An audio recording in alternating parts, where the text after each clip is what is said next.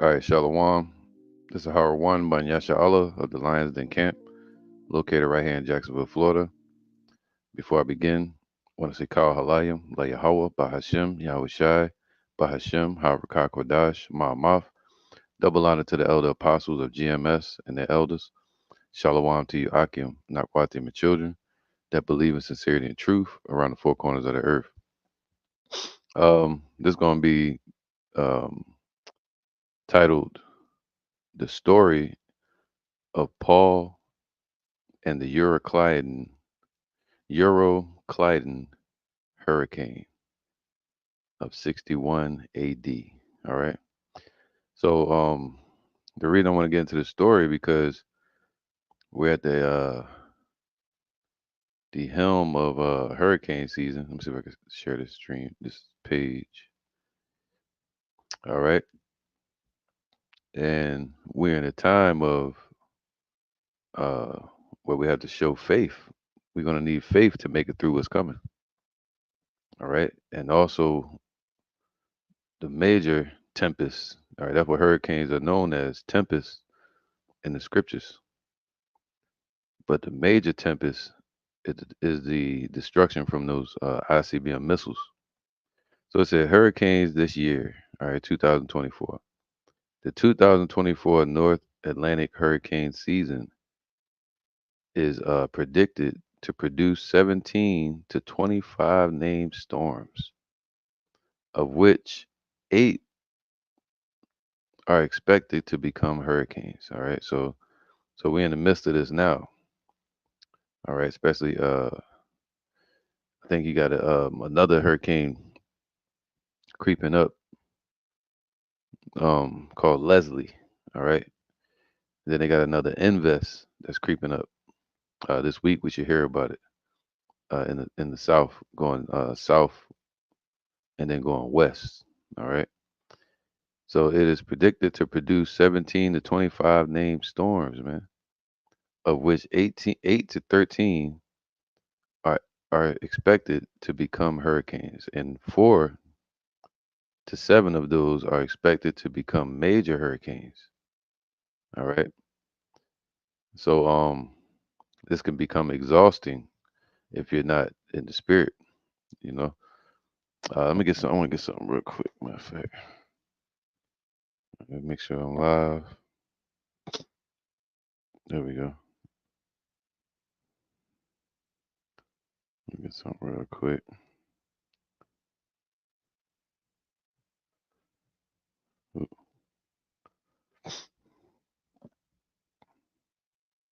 All right, this is Hebrews 11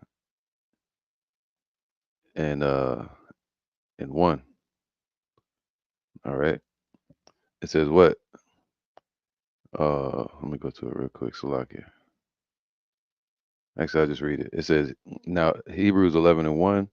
Now faith is the substance of things hoped for, the evidence of things not seen, man. All right. And people like Paul, he showed that evidence in whom he believed in, Yahweh Shai and Yahweh, our Father, our Heavenly Father. So, you know, all right. So let's get into the story of Euro-Clydon. Let's do a little history. Uh, here you go, right here. I'll go to this one. It says here, Euro-Clydon. All right, Euro-Clydon. Euro-Clydon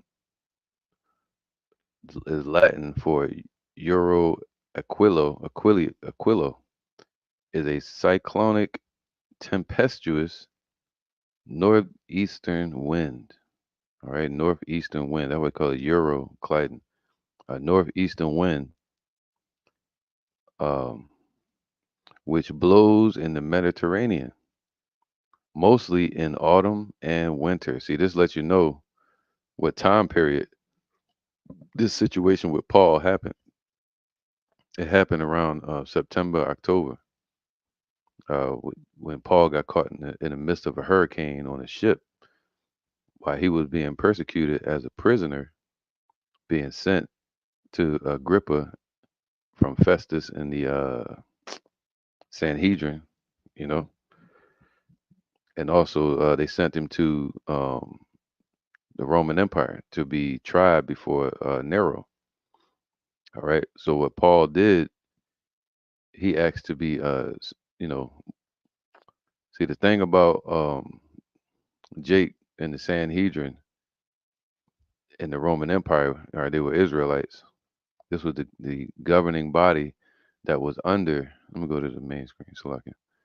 This was the governing body that was under the Roman Empire. All right, that was over the Israelites. Now, this governing body and witnesses decided to persecute Paul. All right, they persecuted Paul and claimed that he was going against the laws of Moses, and he believed in Yahushua. That was his faith, the evidence of things not seen. All right, so he was persecuted by the Sanhedrin, which was an embodiment of Levites, elders, and priests, priests. Now they sent him. This governing body couldn't unalive anybody, death penalty. So what they would do is they would have to go before the Roman Empire. So if you Paul being from the tribe of Benjamin, but also licensed legally and born amongst the Romans in Rome, he was known as a Roman, just like we're known as Americans, but we're Israelites, all right, by blood. But he was a Roman, um, so he asked to appeal to the emperor. So you would ask to say, hey, you would say, I would like to be tried before the emperor, and then they would be. It's like now, if you get stopped on the street by a police officer, you have the right to ask to see their supervisor. You can't ask to see the judge; they're gonna take you to jail. But you can ask to see their supervisor. All right, so they still kind of go by them same standards. But you have to be tried before a judge. Now, um, in the Roman Empire, you have to go be seen before the emperor, and the emperor at this time was Nero. All right, because this happened. The timeline when this happened was 61 A.D. Okay, so it was 61 A.D. Right. Let me go back to this real quick. And in 61 A.D., you had a hurricane that popped up over there near Crete. All right. So let's read about it a little bit more. It says, where was I at? I'm going to go right here. Euro-Clydon. Euro-Clydon is a cyclonic tempestuous northeastern wind which blows in the Mediterranean mostly in autumn and winter. So, what time period did this take place? This was around September, October in 61 AD when Paul was taken as a prisoner with other Israelites with him that were from Greece, and he was being taken to Agrippa II, right? Festus, all right. And then once he got sent to Agrippa II, he said it was said that he wanted to be tried before the emperor. Now, I think Claudius stopped ruling in 54 AD, which means this would have to be Nero that he's talking about as the emperor, all right, the Augustus. So now it says this Euro-Clydon, this hurricane, is the modern Gregalia or Levantier, all right. So this hurricane still is around over there in the area of the Levant, over in the Mediterranean Sea, all right, eastern wind, meaning eastern wind, all right, Eurus, just like Levant has a meaning to it, like eastern wind or northeastern wind. So now, with that being said, let's get into it. The Euro-Clydon of Acts 27. All right, let me share this page. Make sure you can see it. It says, this is Acts 27 and 1. All right, so it's a little history right here, but it could be used today as a testament of faith. All right. Matter of fact, let me get one more precept so I can the suspense. I'm gonna go to Sirach real quick, real quick. I'm gonna be fast. All right, Sirach 2:1. It says, "My son, if thou come to serve the Lord, prepare thy soul for temptation." And that's what the Lord did with Paul. He prepared his soul for temptation, for the trials. Temptation means trials that he would have to go through, and those trials are made to humble us. All right, so that we won't exalt ourselves, and that the Lord can show his strength. The scriptures say his strength is made known in weakness. So when we're in affliction and adversity, the Lord can show his power in delivering us. All right. And he can show his power in us through our faith as well. All right. So my son, if thou come to serve the Lord, prepare thy soul for temptation. Oh, let me get this one more precept. Let's get sheesh. I don't want to get all over the place, but I'm gonna get back to it. Second Corinthians 12:7. It'd be quick.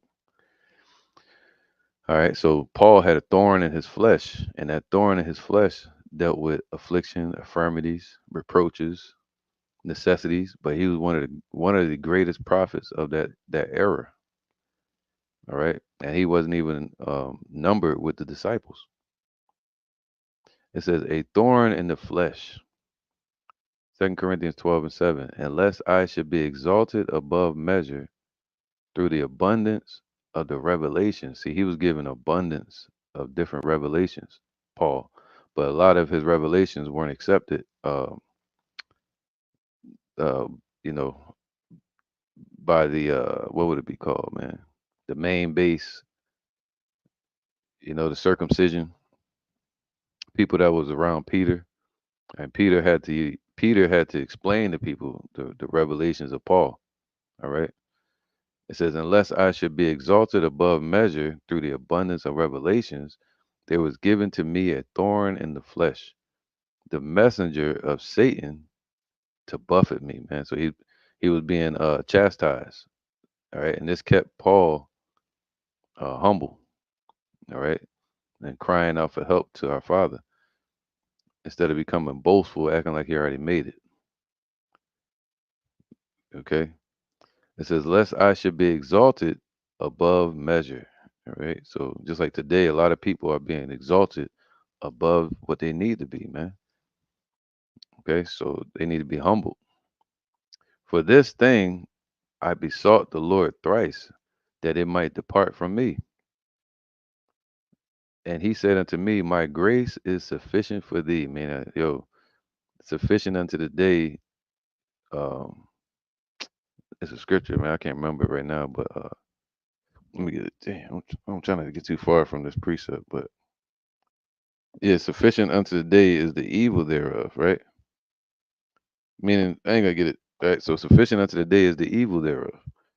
Meaning, any evils that come upon us throughout our daily routines or our daily lives, the Lord has given you enough grace and mercy for us to make it through it. Okay. And he said unto me, my grace is sufficient for thee. Man, I gave you enough grace, man, to get through what you got to deal with. He told Paul, he said, you're going to testify for me, talking about Yahweh, in front of the Roman emperor before Caesar. And that Caesar at that time was Nero. It says, for my strength is made perfect in weakness. See that? So most gladly, therefore will I rather glory in my infirmities. See, that's what Paul gloried in. And one of his infirmities was him being on that ship as a prisoner. All right.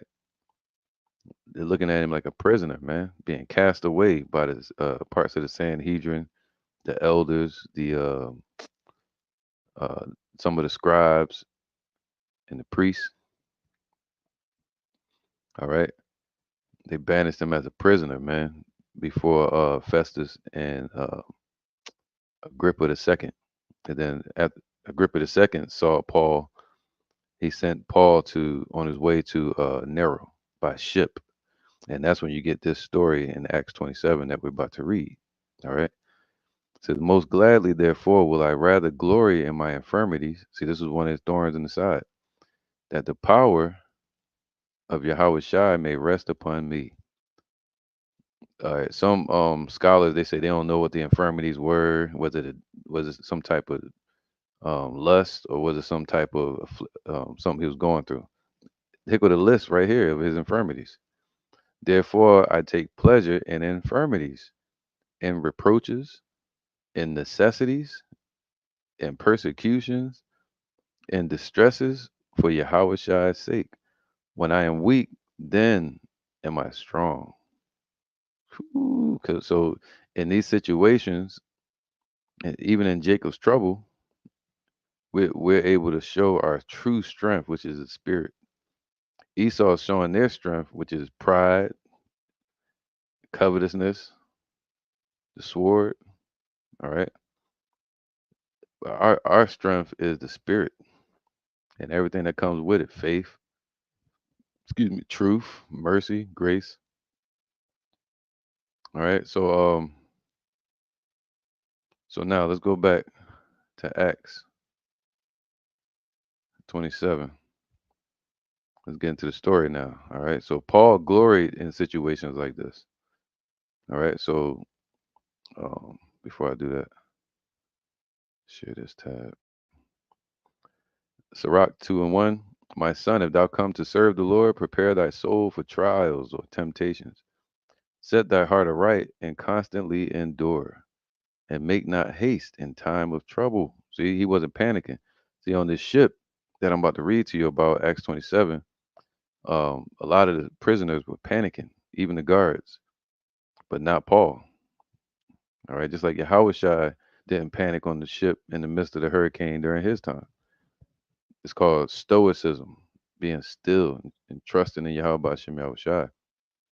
All right, set thy heart aright and constantly endure, and make not haste in time of trouble. Right, don't start speaking against the Lord. Um, moving in fear. Just like Job's wife, she said, "Curse the Lord and die." It's like, damn, you know. But if we make it through the storm, the sun is going to shine, man.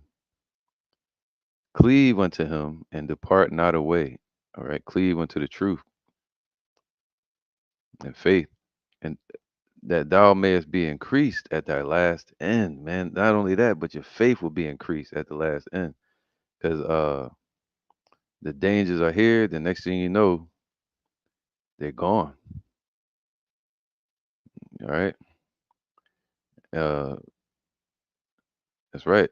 So we're in fear. The next thing you know, we're giving joy to the Lord. Whatsoever is brought upon thee, take cheerfully. All right. And be patient when thou art changed to a low estate, man. So that low estate goes into that, like Paul was saying, the thorn in his flesh, where we get affliction, we go through troubles, right? People talk down on us. But this is the point. Let's go to verse 10. Just get to the point. Look at the generations of old and see. See, we got to look into the generations of old for the examples of faith. And one of those examples is Paul the apostle. Look at the generations of old and see, all right, see, did ever any trust in the Lord and was confounded? Or did any abide in his fear and was forsaken? Or whom did he ever despise that called upon him? For Yahweh Ba'ashem Yahushai is full of compassion and mercy, long suffering and very pitiful, and forgiveth sins and saveth in time of affliction. All right.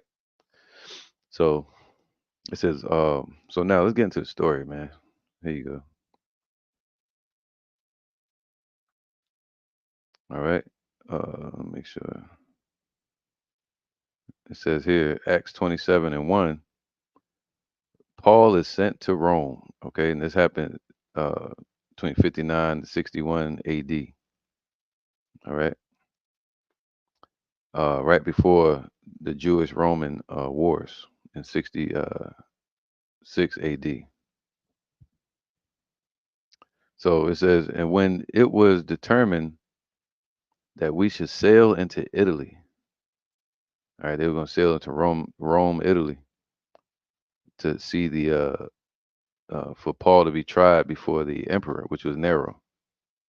All right, um, and that's what the Lord was saying when He said, "Hey, when I send you before counselors and judges, have no thought what you're going to speak, but the Holy Spirit shall speak for you." This was a perfect instance of that. All right, for the Spirit to speak through Paul. And when it was determined that we should sail into Italy, they delivered Paul and certain other prisoners, certain other Israelites, all right, Gentiles, unto one named Julius. This was an Edomite, a centurion of Augustus's band.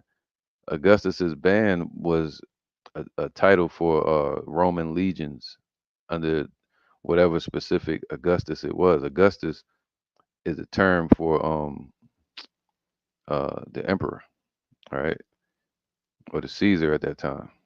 Caesar Augustus is who it started with. So that term Augustus is just like saying what's his name, man? Cyrus, or what's their names, man? Them damn Assyrians. I can't think of the damn name right now. But anyway, so Augustus is just a title, all right, just like saying president or Caesar or the emperor. Now, or like Pharaoh, all right. So different people could stand up under that banner, all right. So they sent them to the Roman Empire to be tried before the Augustus, all right, the Caesar, Nero, and entering into a ship of what's I say, Adramitium, all right. Adramitium is basically Turkey, all right, modern day Turkey. I'm gonna show you. So they entered into the ship right here, around here. So at that time, see, this is Istanbul, all right, modern day Turkey. But all this coast was considered what's called Adramitium. All right, see, they go Adramitium right here, Turkey, modern day Istanbul.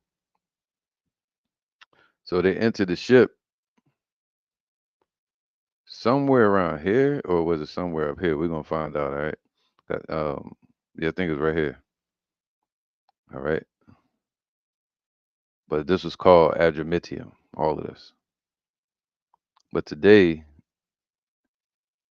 it goes by different names like Lebanon, you know, I don't know what that is, Gaziantep, Euphrates, whatever. So now let's keep going. All right, Acts 27, and they entered into a ship of Adramitium. We launched, meaning to sail by the coast of Asia. All right, and they sailed by the coast of Asia. Where's it at? There you go. This is the coast of Asia. See Asia? So this is the coast. All right, right here. You can follow the finger.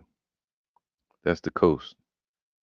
All right, they were gonna come this way, out beyond the Cyprus. They would say over Cyprus, and this would be under Cyprus. They were gonna come this way, but it was too much winds from them hurricanes. All right, so I guess the winds were picking up.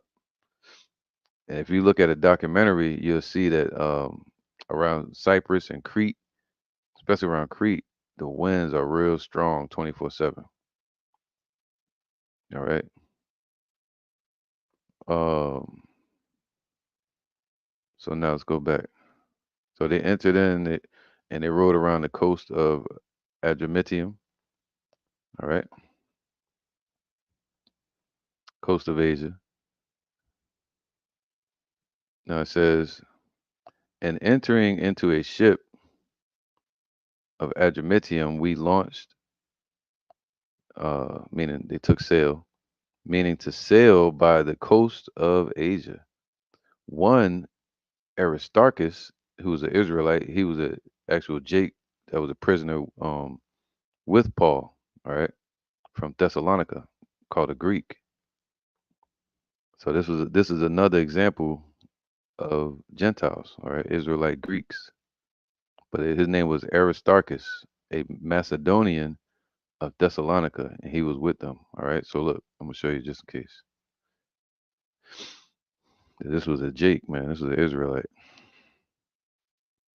from Greece. All right. It says his name means the best ruler, a certain Christian, and Christians were called Hamashiachim, meaning followers of Yahushua, just like Paul. And Paul was being persecuted for following Yahushua, just like Aristarchus. A certain Israelite follower of Yahushua of Thessalonica and accompanied Paul on his third missionary journey. Look at that. So he was a Greek. All right, so let's go back.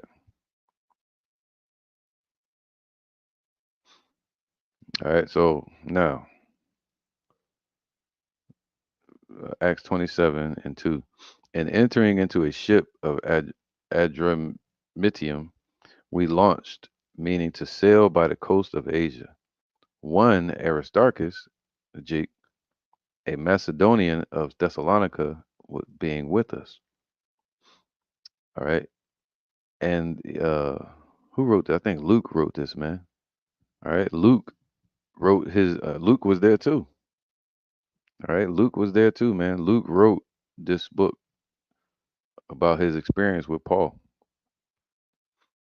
And the next day we touched at Sidon.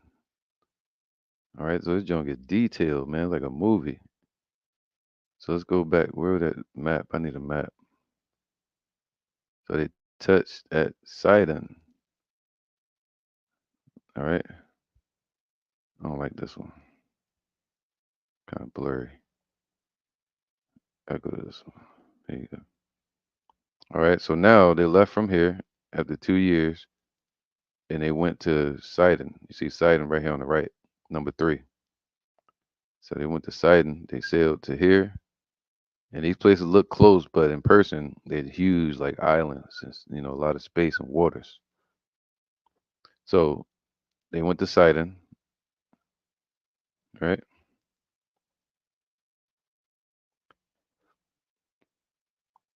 And it says here, where was that? All right. And the next day, Acts 27 and 3. And the next day we touched at Sidon. And Julius, the Edomite, cur- uh, courteously entreated Paul. All right. So the Lord had a spirit on Paul, man. So it says, let me get that real quick.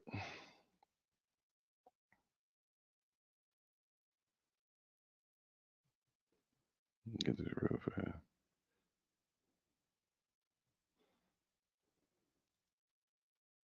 It says, this is Proverbs 16 and 7.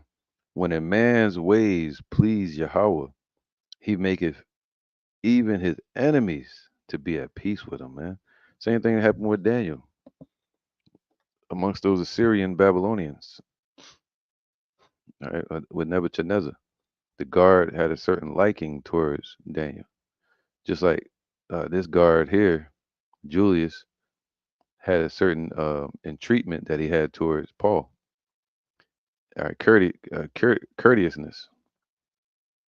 And Julius courteously entreated Paul, all right, Acts 27 and 3, and gave him liberty, gave him a little freedom on this island called Sidon, or this area called Sidon, and gave him a liberty to go unto his friends to refresh himself. Meaning, like, yeah, you can go amongst your friends. All right. So he let him go talk to his friends and kind of huddle up a little bit. All right, because Paul was a prisoner at this time. And when he had launched from thence, we sailed unto Cyprus, because the winds were contrary. All right. So they sailed to Cyprus because the winds were contrary. Where was it at? Let me go back to here again. So from here, from Sidon on the right, number three, they sailed towards Cyprus.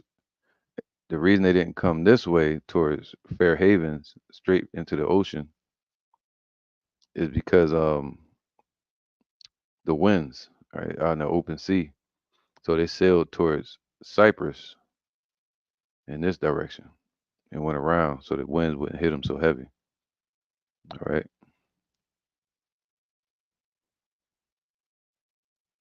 So now let me delete that page. Delete this page. Delete that one. Delete that one. All right. So now Acts 27 and 4. And when we had launched from thence, we sailed under Cyprus. All right, under Cyprus. That's the under that he was talking about. Right here. This is called sailing under Cyprus, not over it. It would be out here in the open. All right. So they sailed under Cyprus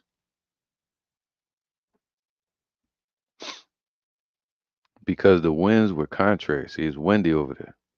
And when we had sailed over the sea of Cilicia and Pamphylia, we came to Myra, a city of Lycia. All right, let's get that. So he sailed from here, from Sidon, and they went around to Cilicia, to Pamphylia, and then to Myra. And along all these coasts, Paul was teaching, especially on Crete, the island of Crete.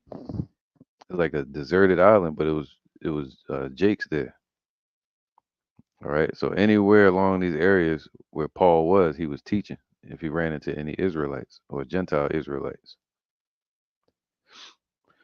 All right. So they came this way around Cilicia, Pamphylia, and they landed in Myra, all right, an area of Lycia, all right, kind of like a city in Lycia. All right. So, and there the centurion found a ship of Alexandria sailing into Italy. So it's like catching a bus. Like you catch a Greyhound and you get to one area, you jump on that, you switch buses. So they went to um, the area of Lycia, right? And they hopped on another boat, right? At Myra. They switched boats. And this other ship was going towards Rome, and this is where they were trying to get to. All right, all the way up here to the left corner. All right, number 21, the Roman Empire, and this is where Paul was unalived at. All right, that was the end of Paul's mission, and he said, "From henceforth is a crown laid up for me." And there here you go. So now Acts 27 and 5. And when we had sailed over the sea of Cilicia and Pamphylia, we came to Myra, a city of Lycia. And there the centurion found a ship of Alexandria sailing into Italy, and he put us therein. And when we had sailed slowly many days, and scarce were come over against Cnidus, the wind not suffering us, we sailed under Crete over against Salmon. All right. So that wind, man. So they were coming from Myra, and now they're in the ship that's heading towards the Roman Empire or Rome, and they went here. They were trying to cut it. They were trying to go away from the wind. All right. So they went through this little I don't know what you would call that, a strip area right here. All right. Then number 8, Snitus, and then it came down between Salmon right here, and it sailed down under Crete. This is the island of Crete. You had the city of Lycia, Phoenix, and a coast called Fair Havens. Now this is where it gets deep, all right? Because it came from Snitus and they went down through this area and they came up on this coast. All right, so let's look up something real quick. It's Fair Crete. So this would be wow. This is where Paul was at.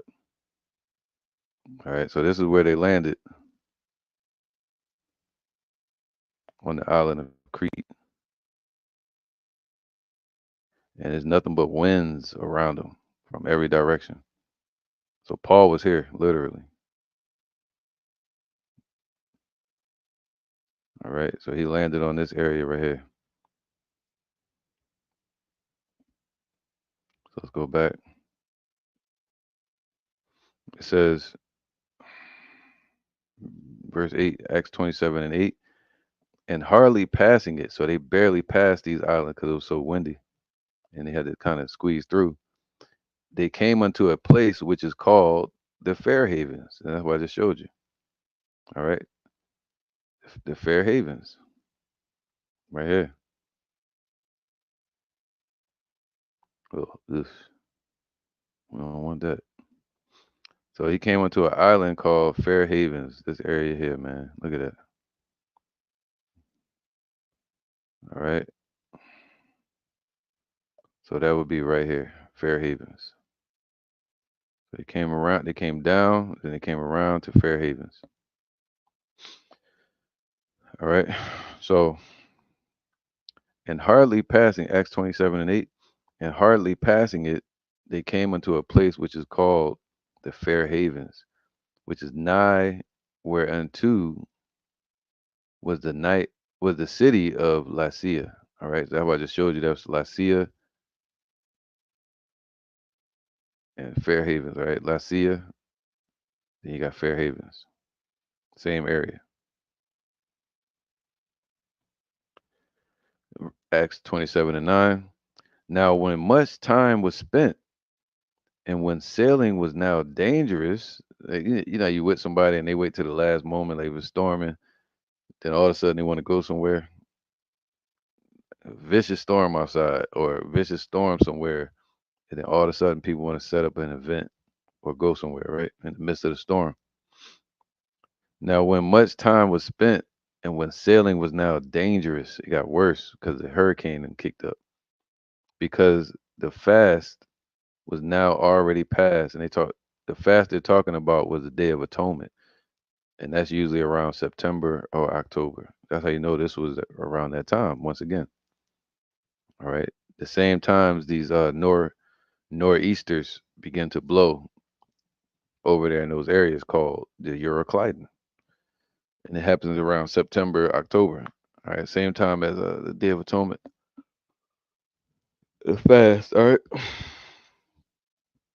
Now, when much time was spent, um, and when sailing was now dangerous, because the fast was now already past, Paul admonished them. Right, they was waiting till the fast was completely over, and then they were gonna take back out for sale, but it was dangerous. And Paul like, yo, look, it ain't looking good out there, man. I don't think we should go through it. See, when a man of the Lord speaks, our people try not to listen. You know, and then when all hell break loose, it's too late. But even though these people didn't listen, just like our people didn't listen to Moses when they were murmuring in the wilderness, and Yahweh heard their murmurings, he didn't destroy them when they were murmuring about the water being bitter or poisoned. Instead, the Lord knocked a tree into the water that we believe is the moringa tree, allegedly. knocked the tree into the water and made the water sweet, meaning clean. So, same instance here. The Lord's still going to bless these doubters, even though Paul is admonishing them. All right, they're not listening. And said unto them, Sirs, this is what Paul said, I perceive that this voyage will be with hurt and much damage. Phew, man, not only of the lading and the ship, but also of our lives. Like we could, you could lose their lives out there on the waters. All right. Let me get another precept real quick. Where is that at? I'm gonna go to Sirach. Share this. 43, right? And 24. Let's go to 24 real quick. This is Sirach 43 and 24. Because once you out there on that ship, man, you see it from the coast. And then once you go out there in that ship, whoo, you out there. He was like, yo, we should wait. This is Sirach 43 and 24. They that sail on the sea tell of the danger thereof, man. All right, a lot of those pirates and shipmasters that's out there on the sea, captains, they can tell you all kind of stories that they saw out there, man. The power of Yahweh Bashim Yahushai, how big the world really is. They that sail on the sea, they tell of the danger thereof. And when we hear it with our ears, we marvel thereat. All right. For therein be strange and wondrous works, man. You go out there, you see hurricanes out there, all kind of things happening with the water, big giant animals, whales. It says a variety of all kinds of beasts and whales created. Octopus, Leviathan out there, all kind of fish we never seen before. By him, the end of them have prosperous success. And by his word, all things consist.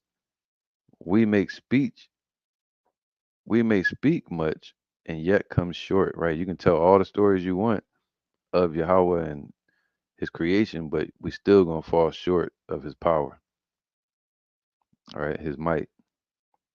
We may speak much and yet come short.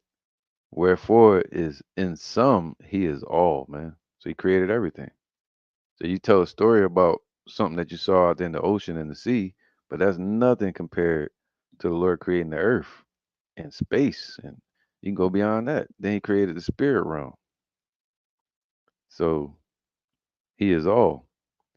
How shall we be able to magnify him? For he is great above all his works. The Lord is terrible and very great, and marvelous in is his power. When ye glorify the Lord, exalt him as much as ye can, for even yet will he far exceed. And when ye exalt him, put forth all your strength and be not weary, for ye can never go far enough. Wow. All right, but yeah, they that sail on the sea, they tell of the danger thereof, man. And Paul was just experiencing the winds. So he was telling them, like, yo, look, Acts 27 and 10, and said unto them, Sirs, I perceive that this voyage will be with hurt and much damage. See, faith is the substance of things hoped for, the evidence of things not seen. Paul had understanding, and he was being led by the Spirit. All right, not only of the lading and ship, but also of our lives. Nevertheless, the centurion believed the master. All right, the centurion, what was his name? Julius. He believed the master of the ship, which was going towards the Roman Empire, and the owner of the ship more than those things which were spoken by Paul. And because the haven was not commodious to winter in, right?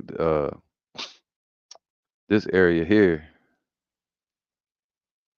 was not proper to winter in. To winter means like to stay there for a long time, right? Through the winter or through the through the storm or whatever you want to call it. So this area of Crete was so windy and it was deserted looking. All right, um, big island, but it was just an empty land, and they had to get out of here. They couldn't stay there, so they had to move on. All right, uh, Acts 27 and 12, and because the haven, to my what was it called again? The Fair Havens. All right, and because the haven was not commodious to winter in, the more the more part advised to depart thence also. So yeah, because it was like bad conditions on that island, even more people were like, yeah, don't listen to Paul. Let's go over here. Let's go this way. Let's get out of here.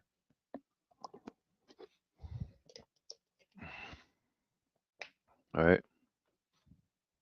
So same thing today. All hell break loose. We out there telling them don't go to the left. We telling people to go to the right. Don't go back into Egypt for help. And people like, yo, but look, all the dangers are here, so we might as well. If by any means they might attain to Phoenice and there to winter. All right, they wanted to stay there instead over near Phoenice. All right, it's not that far either, actually. Look right here. Where's Phoenice? Here you go. Is it Phoenix or Phoenice? But I know wherever it was, it wasn't that far away. All right, they wanted to move from here onto the same island of Crete, but they wanted to kind of just move away from this deserted area. All right, and it was huge the distance between these two. All right, so let's go back. Um, and Acts 27 and 12, and there to winter, which is a haven of Crete. See, that was it, Phoenix. They call it Phoenice, but it'll be Phoenix. All right, so it's on the same island. They just wanted to kind of move over to the other side of the island, and lieth toward the southwest and northwest. See the southwest and northwest side when the winds were blowing on the northeast. And when the south wind blew softly, supposing that they had obtained their purpose, loosing thence they sailed close to Crete. All right, so now they started sailing, and they just stayed close to the island as they were sailing along the shores. All right, shipwreck. Acts 27 and 14. But not long after there arose against it a tempestuous wind called Euro-Clydon. There you go. That's that Euro-Clydon, that hurricane or that east wind. It's a tempestuous, like a whirlwind, stormy, as if smoky, tempestuous. Whoo, typhoon, like a whirlwind. Can you imagine that standing on the island, yeah, like Hawaii or something, and you don't know the storm coming, but Paul giving you the forecast, and Paul was trying to give him the forecast, man. All right, Euro-Clydon, the east wind. All right, Euro-Clydon, a northeast wind or variety or variant reading Euro-Clydon, a violent agitation. Today they call it a trough. All right, a trough, which is a low pressure storm that creates tropical weather and extreme winds. And so the air start building up. Southeast wind raising mighty waves. A wind causing broad waves, man. So those waves would have been all over that ship. All right. So basically, in the It's called the Levanter. Here you go, right here, over in the Levant. So yeah, man. So yeah, a wind that causes broad waves, man. Like even today, uh, last week with Milton, they were saying the waves are gonna be like 10 foot tall, or that's what they call a surge, storm surge, high tide, right? 10 to 15 foot tall waves, and you on a ship. Okay, let's go here. And when Acts 27 and 15, and when the ship was caught and could not bear up into the wind, we let her drive. So they was in the midst of this damn hurricane, and they decided to just let the helm be pulled through. It was this guy. They call him Lieutenant Dan now. I think he in Miami or Florida, Tampa, and he decided to stay in his ship. And it made me think about Yahushua when he was on the ship, because this guy named, they call him Lieutenant Dan. You can look him up on Instagram or something, or TikTok or something. But he decided to stay in his ship, and he said, "Yeah, what I do is I just point the nose towards the winds, and eventually it either spin me and carry me through it, and I just let go and let it carry me through the storm." All right. So they did the same thing. Acts 27:15, and when the ship was caught and could not bear up into the wind, we let her drive. And running under a certain island which is called Clauda, we had much, Claudia, we had much work to come by the boat. So they had to work on the boat because it was like beat up from this storm, these winds. So now then it came all the way around here. They went here, and they went to a place called Claudia, a little tiny island right here. So they wasn't getting any. They basically weren't getting anywhere. And mind you, Paul was speaking and teaching the people every time he passed by them. If there were people on these islands, he was raising up elders in different cities. All right. So they were here now. All this story is like they just here. That's it. On this little island in the midst of the damn hurricane. Okay. So they were on Claudia now. Verse 17. Now, which when they had taken up, they were working on the boat, they used helps, ungirding the ships, undergirding the ship. So they had little braces on the damn ship, undergirding it, and fearing lest they should fall into the quicksands, straight sail, and so were driven. All right. So they wanted to get away from the quicksand, and they did whatever they needed to get the hell out of there. All right. They set straps up under the boat and all that. And we being exceedingly tossed with the tempest. So now they're in the midst of this damn tempest that was creeping up and that was bearing down on them, this hurricane. And it was tossing the ship exceedingly. And the next day they lightened the ship. They had to take some shit off the damn ship. It's deep. So they were panicking basically. The third day, mind you, remember Paul told them, don't go. They should wait. The third day we cast out with our own hands the tackling of the ship. They cast out everything, the tackling of the ship.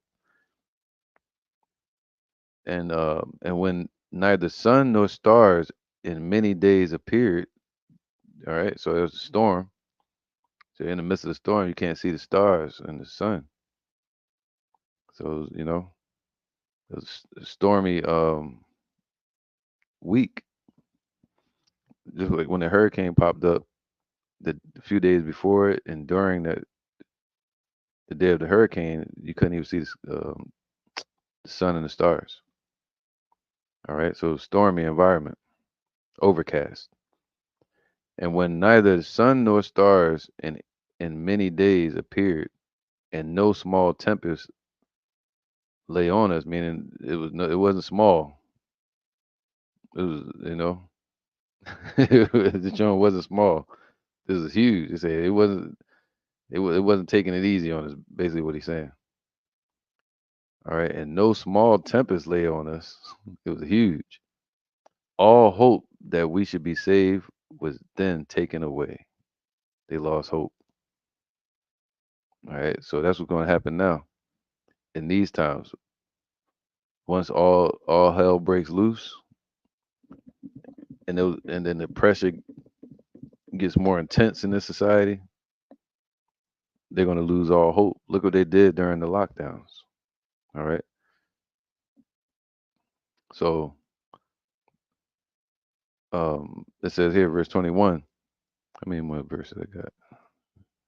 She might well finish it. Why not? Verse 21.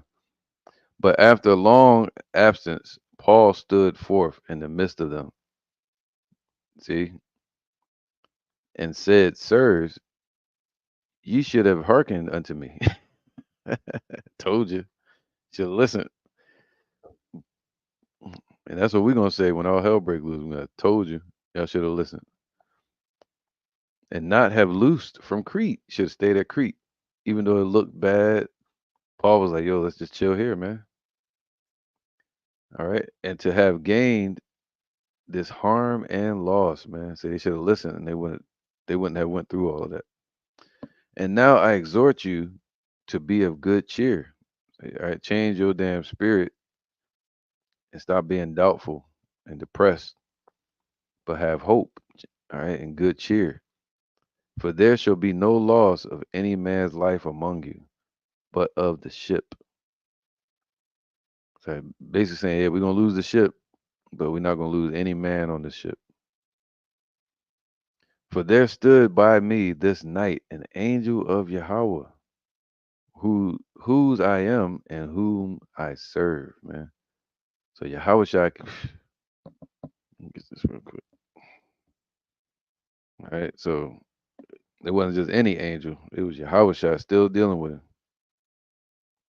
Come on, man, because we know that was Yahweh Shai that came to see Yahweh. All right, but it could have been any angel, but I just got a little excited for a second there. Psalms 34:7. The angel of Yahweh encampeth round about them that fear him and delivereth them. Look at that. All right. So we got to trust in Yahweh by Shem Yahweh Shai, man, to deliver us from these times. For there now, verse 23. For there stood by me this night. So it was nighttime. So day into night, it was still storming, just like here, man. Yeah, that storm starting the daytime and then start working its way to the next morning. It's gonna hit you by nighttime. In the middle of the night, lights go out. Pew, and you start hearing them damn winds. You know, got tornadoes in it, water spouts out there in the ocean. For there stood by me this night the angel of Yahweh, whose I am and whom I serve. So he basically saying he serves Yahweh. All right. And the angel was encamped around him. All right. So it says, saying unto him, fear not, Paul, thou must be brought before Caesar. Saying you still got work to do. And you got a prophecy to live out. All right. And that's right. So I ain't gonna get it. He said, "What we live our lives like a tale that is told, man, like a dream." So it's a story. And the Most High was like, "Yo, you still got. Let me check my story I wrote out for you. Yeah, you still got to go talk to Nero, the Caesar. All right, you're gonna testify before him as a glory to Yahweh Bashem Yahweh Shai, and for it to be written for us today for our learning, so that we might have hope and don't lack hope in times of trouble, like these people are showing." All right, on the in the story. So the angel told Paul, it says, what? Saying, fear not, Paul, thou must be brought before Nero or the Caesar. And lo, Yahweh have given thee all them that sail with thee. So all the ones that were sailing with Paul, the Lord was like, I'm gonna give all these people to you. You know, they're gonna trust in you now. All right. Just like the Lord said, He's gonna protect His men in the time of Jacob's trouble.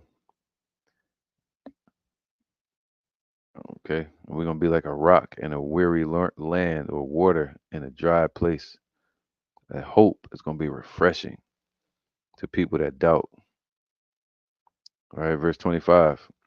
Wherefore, sirs, be of good cheer, for I believe Yahweh. See, they got to believe first. See, that it shall be even as it was told me. So, according to the Lord's prophecies, the Lord told us in certain times He was going to protect us. He said, "Fear not, thou worm Jacob, I will help thee." Those are the times He said, "Well, look up, because your salvation draweth nigh." Psalms 91, He's going to give His angels charge over thee to keep thee in all thy ways. All right, that it shall be even as it was told to me is going to happen. It's going to be protected. Howbeit, we must be cast upon a certain island. Meaning, we about to go through something, y'all. Like this, we're gonna go through persecution and affliction and dangers. And Paul was saying that, like, yo, we're gonna be cast upon this island, y'all, but we ain't gonna die. But when the 14th night was come, as we were driven up, I think like 2 weeks. Damn squirrel.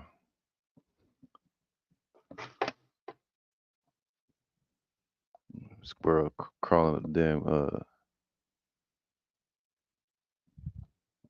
or cat. That might be the cat outside. Where was I? But when the 14th night was come,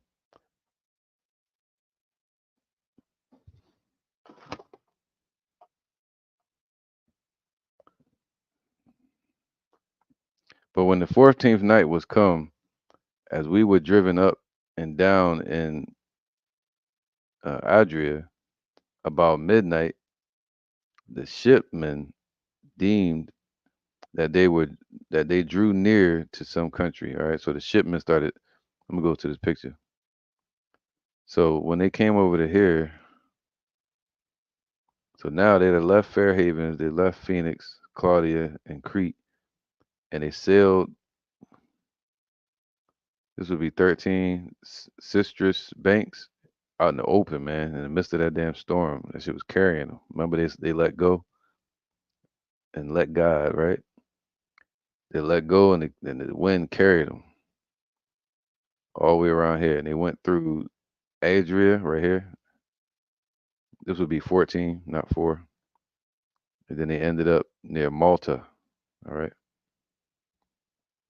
So over here, it was about 2 weeks they were in this area. And then they saw that they were getting close to land. All right. So and sounded. So they started letting it sound like, hey, port is getting close. I don't know how they do that shit. Like, we're getting close to shore. Man the hatches. And sounded and found it 20 fathoms. All right, fathoms is another way of saying feet. So it was about 20 feet deep or 20 feet away.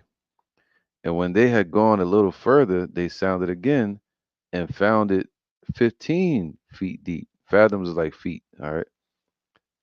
So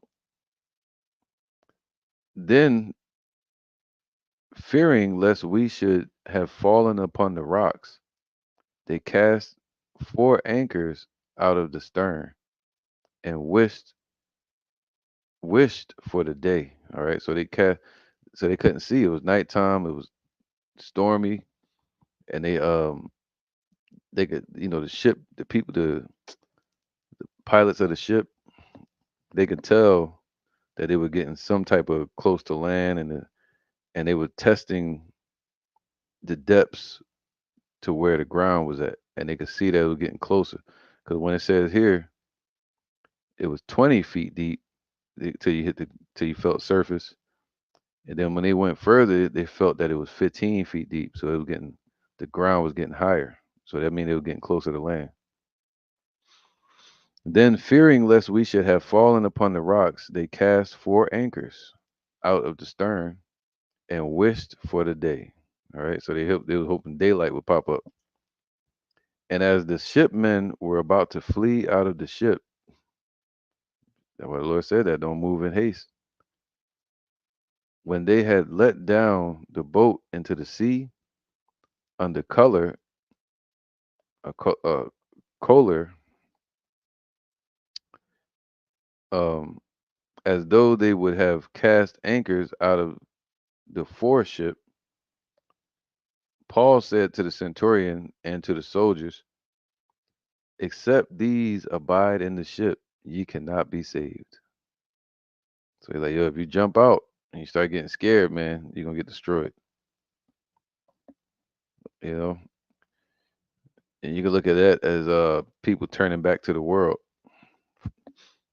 People like Tazariak, IUIC, 501c3 charters, you know, the what they did during the lockdowns, right? People that don't teach no more is going back into the world, so to take that affliction off a little bit and that persecution in the streets, and they jump ship.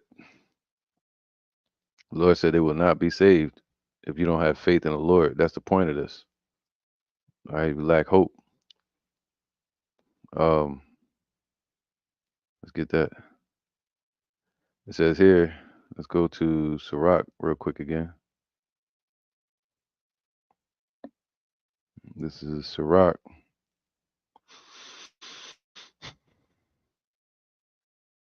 It says Sirach 2 and 12. It says, "Woe be to fearful hearts and faint hands in the sinner that goeth 2 ways, man. Woe unto him that is faint hearted, for he believeth not." What did Paul say? Paul was like, I believe. So somebody that's faint hearted, meaning weak, they believe not. Therefore shall he not be defended. Look at that, man. All right, so you won't be protected because you didn't believe the Lord that he can bring us through all of this. Woe unto you that have lost patience. So you start moving in haste. And what will you do when Yahweh Shem Shai shall visit you? Right, man. So what will you do? What's that?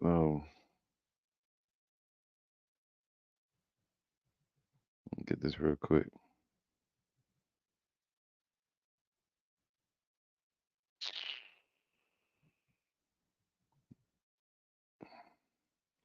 Yep, Isaiah 29 and 6. I just read it. Isaiah 29 and 6.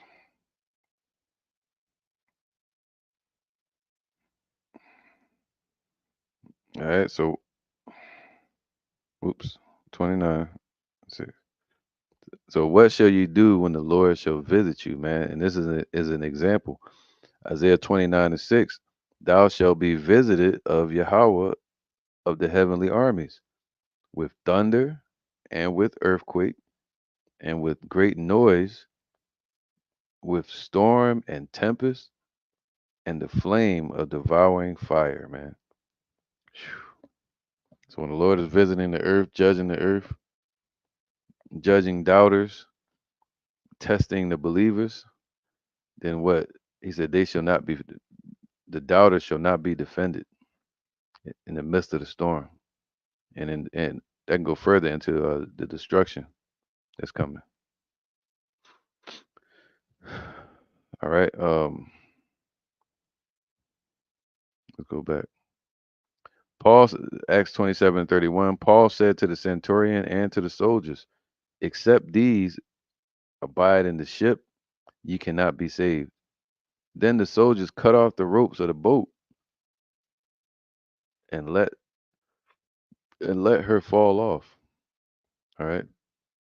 So they cut off the ropes, they let the anchors go. That's trust right there. That's trust in the Lord. And while the day was coming on, see, from nighttime, they were going into the sunrise, Paul besought them all to take meat, saying this day is the 14th day because they could eat now after the Day of Atonement. All right. Um, this day is the 14th day that ye have tarried and continued fasting, having taken nothing. So they try to keep going with the fast, not only out of fear, but uh, they probably thought that if they continued to fast, the Lord wasn't going to destroy them or something. But so they tried to keep the fast going. The fast was already over. So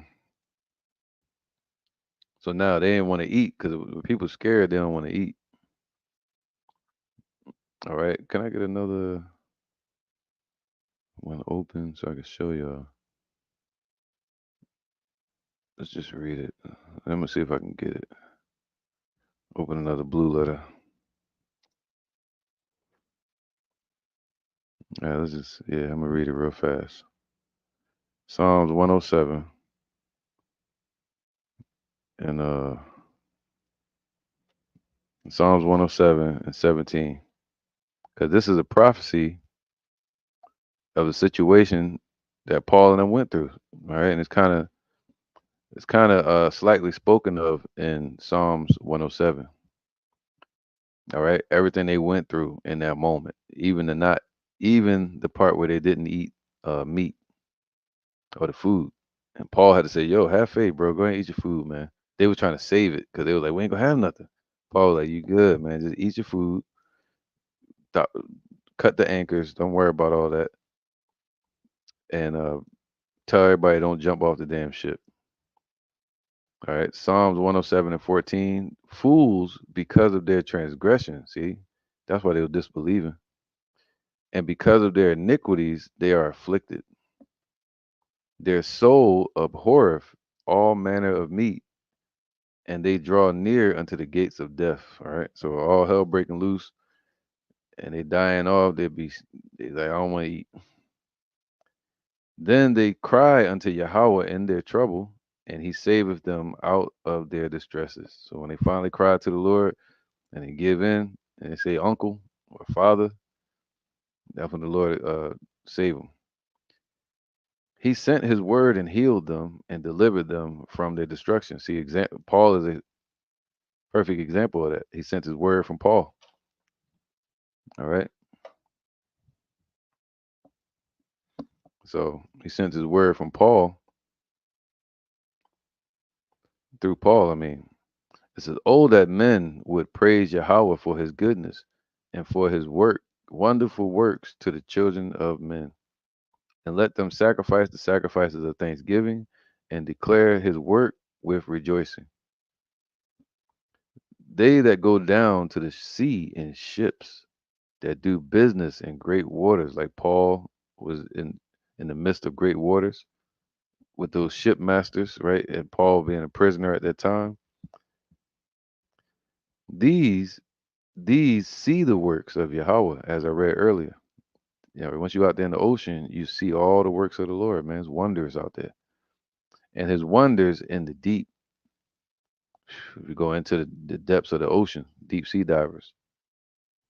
For he commandeth and raiseth the stormy wind, which lifteth up the waves thereof. This was Paul and that was going through. All right. So the Most High commands that the waves of the sea and the winds blow, the storms. They mount up to the heavens, so them waves can get so high that's like taller than buildings sometimes. They go down again to the depths, man, and then they subside like they were never there. Just like people that rule on this earth, they're like a giant wave that reaches unto the heavens and then dissipates back into the ocean, to the sea of people. A bunch of people come together, just like water droplets come together and create the wave. People come together and create a disturbance on the damn earth, and then that disturbance subsides. So they go down again to the depths. Their soul is melted because of trouble. See, when trouble comes, person confidence is broken. It melts away. They reel to and fro, so the ship start to shake, just like we read with Paul and the ship, and stagger like a drunk man, and are at their wits' end. You begin to lose your mind. They start losing faith. Then they cry unto Yahweh in their trouble, and He bringeth them out of their distresses, like He did with Paul. We're about to finish reading about how the Lord will bring us out of all our distresses. All right, that we may be increased at our last end. He maketh the storm a calm. Yahweh Shai proved that when he stood up and rebuked the storm, when Yahweh Shai was on the boat and he went to sleep. That was that dude in Tampa, his name Lieutenant Dan. If you look him up, he was like, yeah, they were like, what do you do when you're on the ship in the midst of a hurricane? He said, I sleep. He said, that what the Lord told me to do. Sleep. You go to sleep and you wake up, everything will be fine.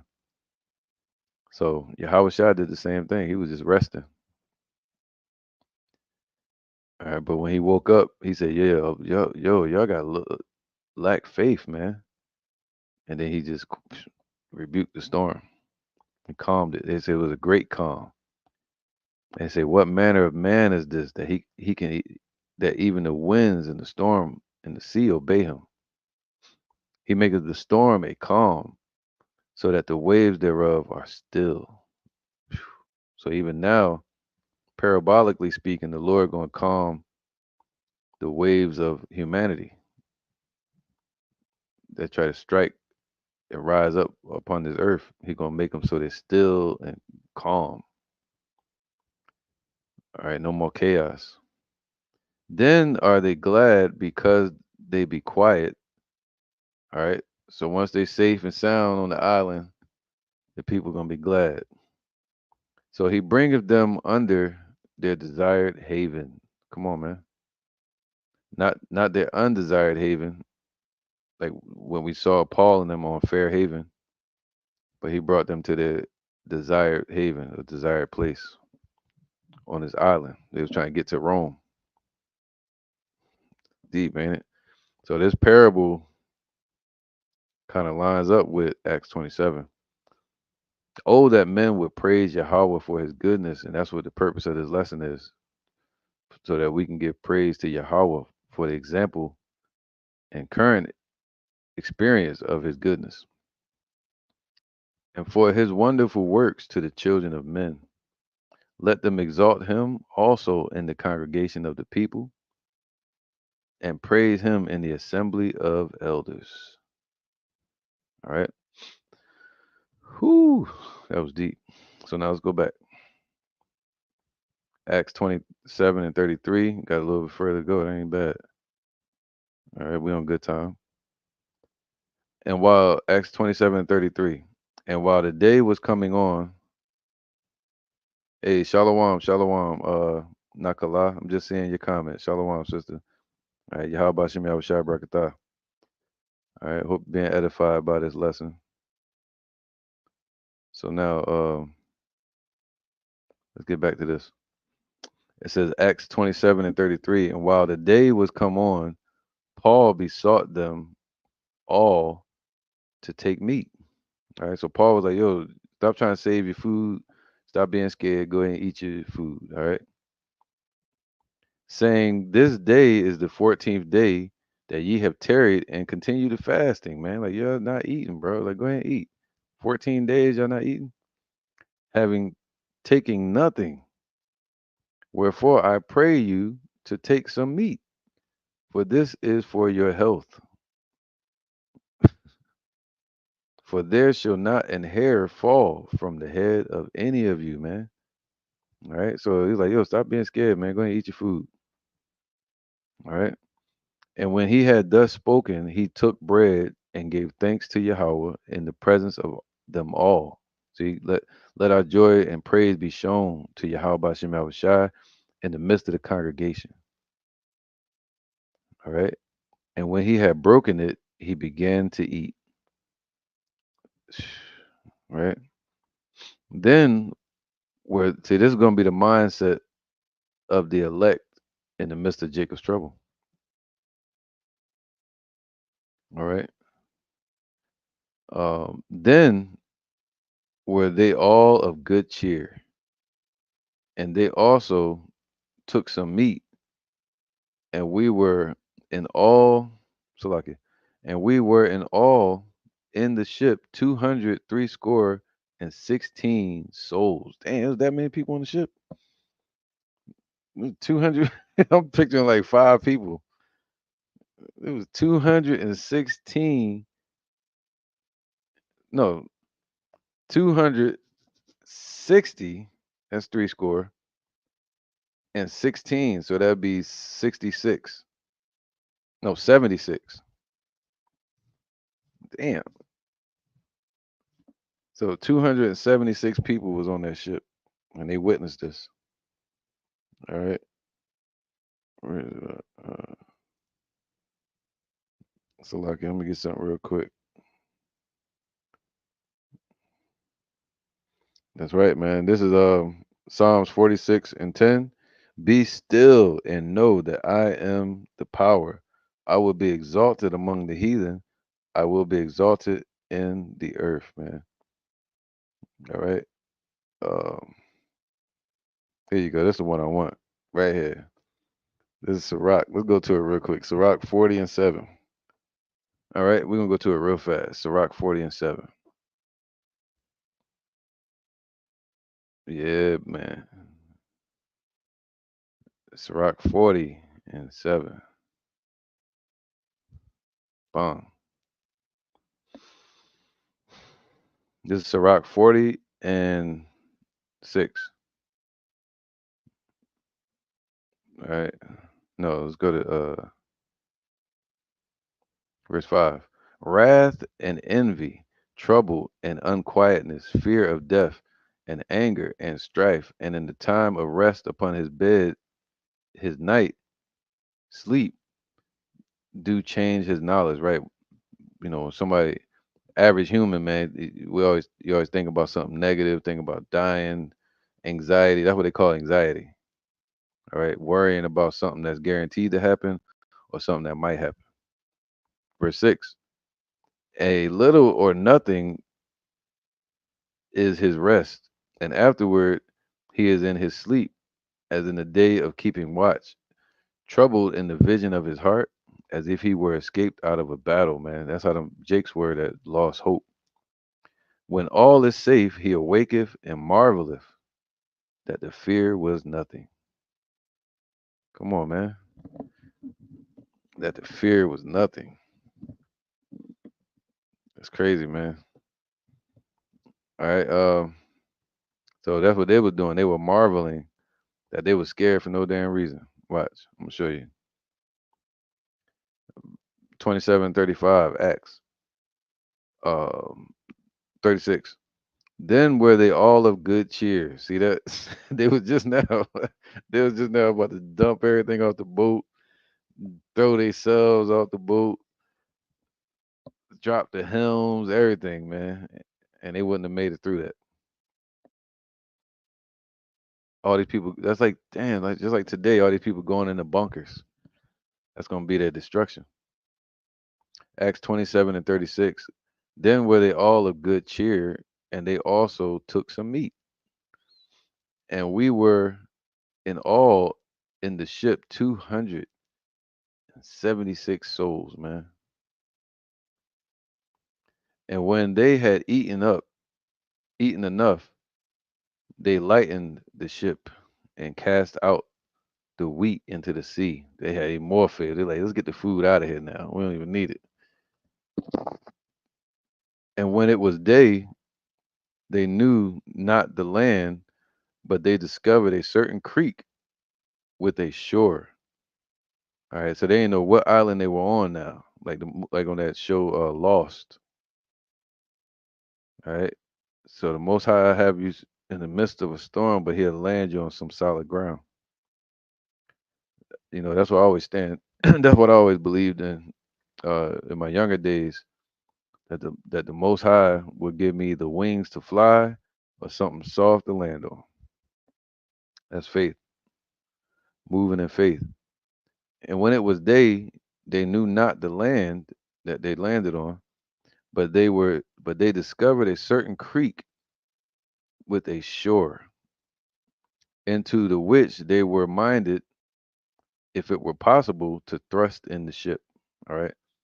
And when they had taken up the anchors, they committed themselves unto the sea, and loosed the rubber bands, and hoisted up the main sail to the wind, and made toward that shore. All right. So, and falling into a place where two seas meet. All right. So this is where they were at. So they went from here, so 13, 14, Melita, Malta, and then over here to Syracuse. All right. This is where the two seas meet at. All right. So they were up in this area. So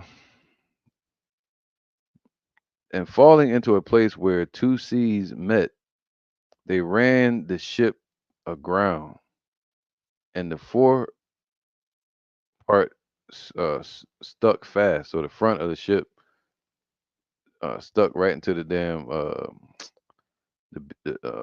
the beach grounds, or whatever you call it, the ground, and remained unmovable. So they were almost to the land, but they got stuck. All right. But the hinder part was broken with the violence of the waves. So the back of the ship was already torn apart because of the waves. And as they were stuck, the waves were smashing, destroying the back of the ship. And the soldiers' counsel was to kill the prisoners, man, lest any of them should swim out and escape. Look at that. The soldiers, which was most likely Romans, all right? But they wanted to, and a lot of them were probably Jakes too, you never know. But they wanted to unalive Paul. See, and when they got him alone, that was another test. That's when they're like, let's go ahead and unalive him. You gotta start thinking about that with like martial law, all right? But they ain't gonna be able to touch you unless the Lord say so. Sirach 8 and 16, it says, strive not with an angry man, and go not with him into a solitary place. For blood is as nothing in his sight, and where there is no help, he will overthrow thee. All right. And they were thinking to just go ahead and get rid of Paul and them. The soldiers wanted to get rid of him because blood was as nothing in their sight. But the centurion, willing to save Paul, kept them from their purpose. All right, that centurion, Julius, and commanded that they which could swim should cast themselves first into the sea and get to the land. All right, so the ones that could swim were told to go ahead and just swim close because they were close to the shore. Don't just start taking people out, but don't unalive nobody. Just jump into the water and go to to the shore, man. And the rest of them, some on boards or planks, and some on broken pieces of the ship. That'd have been me. I've been on one of these. All right, paddling my way to the shore to freedom, paddling my way to safety. And the rest, some were on boards and the original boogie boards, and some on broken pieces of the ship. And so it came to pass that they escaped all safe to land. Whew. All right, so that's the story of Euro-Clydon. All right, the eastern wind, the storm, the tempest that the Lord brought Paul, and what was his name? 276 people through. And who was Aristarchus? All right. So let me read a couple of precepts real quick. X. Okay, I'll read like two. Let's go here. Share this tab. Second Ezra's 16. If I ain't get it already, I think I got it already. Yeah, I got this one already.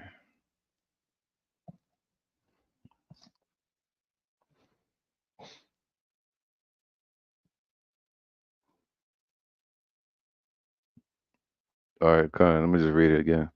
Psalms, Second Ezra 16 and 67. Behold, Yahweh Himself is the judge, man. Not those soldiers, not police officers, none of that. Yahweh is the judge, not the Sanhedrin, right? Not the government, but Yahweh is the judge Himself. Fear Him, leave off from your sins, and forget your iniquities, to meddle no more with them forever.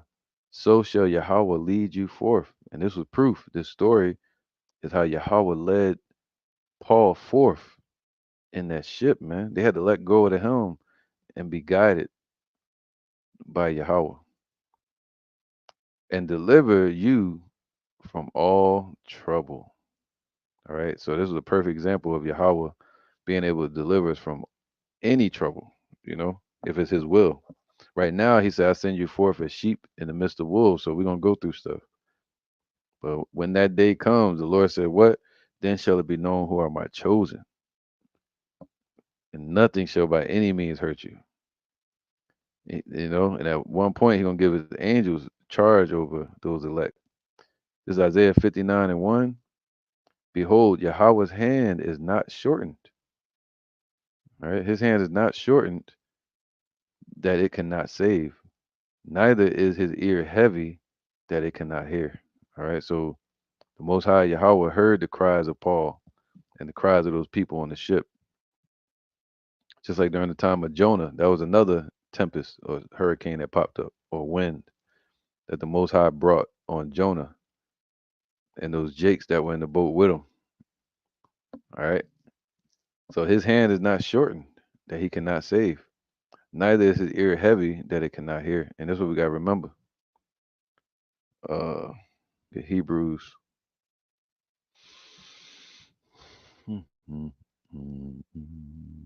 Hebrews 11 and 6. But without faith, it is impossible to please Him. For he that cometh to Yahweh must believe that He is, and that He is a rewarder of them that diligently seek Him. All right. So without faith, it's impossible to please the Lord. You see that? Because His faith, His power is made known in weakness. When we're in our weak state, our weakest, uh, so lucky, I got it in the wrong tab. Our weakest situation or state, um, the Most High could bring us through it. All right. Let me just go back here. Matter of fact. So that's right. I appreciate you, sis. And I'm gonna wrap this one up, man. Hopefully, y'all were edified, and because this whole thing is about building the encouragement of our fellow believers, our, um, our yoke fellows, fellow laborers, um, that believe in Yahweh Shem Yahushai, that He could bring us through anything. And remember, when there's a storm, the sun is always shining. It never stops shining. Just like Esau is a storm. And we know that Yahweh Shem Yahushai is on the throne. The sun is still shining.